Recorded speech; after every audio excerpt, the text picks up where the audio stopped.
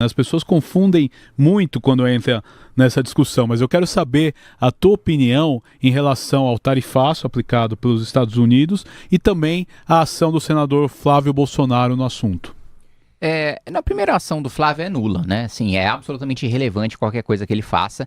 E o Trump, primeiro falar do ponto de vista político, ele dá um presente pro Lula, né?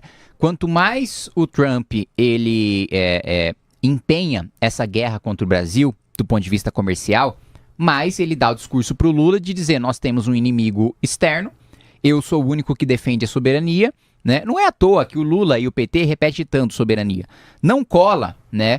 Para nós que somos de direita, para nós que acompanhamos mais a política, porque a gente sabe que o Brasil do Lula e o Brasil do PT não é um Brasil soberano, né? E nunca foi, em nenhum governo nós tivemos soberania de fato, porque a gente nunca teve forças armadas poderosas o suficiente para defender o nosso próprio território.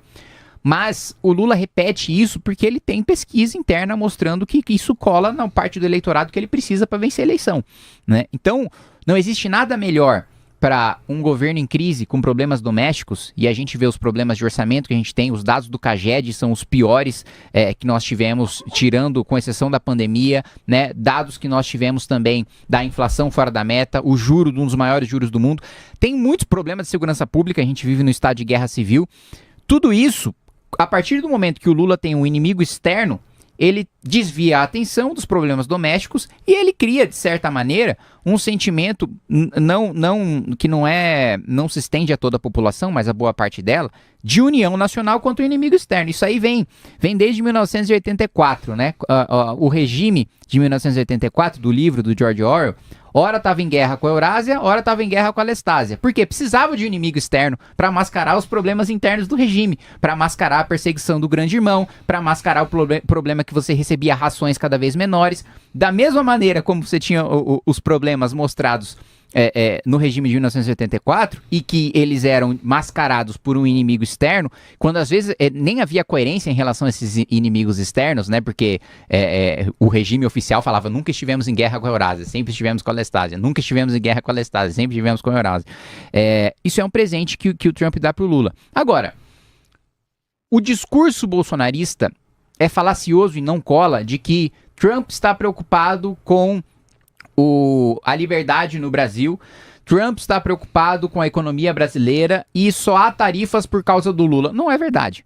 Há tarifas porque interessa para o Trump, né, atender o lobby da indústria nacional dos Estados Unidos e impor tarifas, e do agro, principalmente americano, e impor tarifas contra o Brasil. Da mesma maneira que interessa para o Xi Jinping impor 55% de tarifa sobre o nosso gado, né? E da mesma maneira que interessa para a União Europeia, né, atrapalhar o acordo de livre comércio para impedir que o nosso agro também exporte para a Europa. Então, a gente precisa entender que não existe nenhum líder estrangeiro que se preocupe com o Brasil.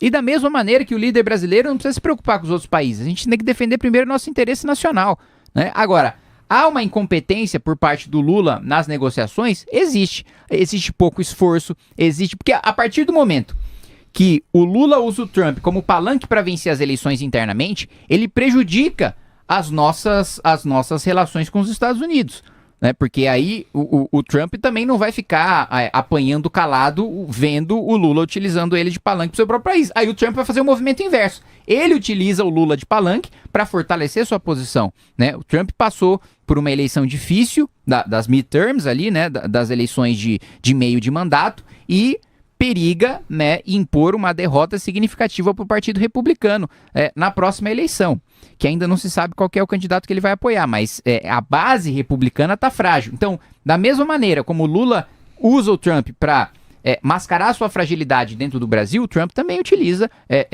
o Lula para mascarar sua fragilidade dentro das eleições americanas e do Partido Republicano. Então, não existe, e não vou cair na ilusão de que Flávio ou Lula estão defendendo o interesse nacional. Os dois, de um lado ou de outro, só querem utilizar a guerra comercial como palanque. Aí o interesse nacional vai pro buraco. Deputado, você, Renan Santos, batem muito em Flávio Bolsonaro. É possível ter votos nessa eleição sem o eleitorado de Bolsonaro? É que o eleitorado do Bolsonaro, ele não é bolsonarista, né? Existe, a maior parte do eleitor do Bolsonaro, ele faz voto útil contra o PT, né? Ele não vota porque morre de amores pelo Flávio. Ele vota porque acha que ele é a opção mais viável por estar hoje na frente das pesquisas para derrotar o PT. Então, não é possível a gente vencer as eleições sem o eleitorado que hoje declara o voto no Flávio Bolsonaro. Agora, isso não significa que nós pretendemos, digamos assim, vencer esse eleitorado com a estratégia de submissão do Zema ou do Caiado, que sempre foram governadores que nunca deram um pio contra o Bolsonaro. Houve só um momento em que o Caiado, durante a pandemia, fez uma crítica ao Bolsonaro, mas logo depois baixou o tom, né? Então os dois nunca fizeram questão de marcar qualquer posição em relação ao governo do Jair. Agora, né, o Zema, eu acho que está perigando não ser candidato, do tanto que ele está apanhando do próprio Novo, e o Caiado está começando a subir o tom em relação ao Flávio. Eu não acho que criticar o Flávio, mostrar que ele é ladrão, mostrar que ele é despreparado, mostrar que ele não tem proposta, mostrar que, assim, realmente que eu não quero utilizar um adjetivo mais forte aqui, mas o Flávio, ele tem problemas cognitivos insanáveis, assim.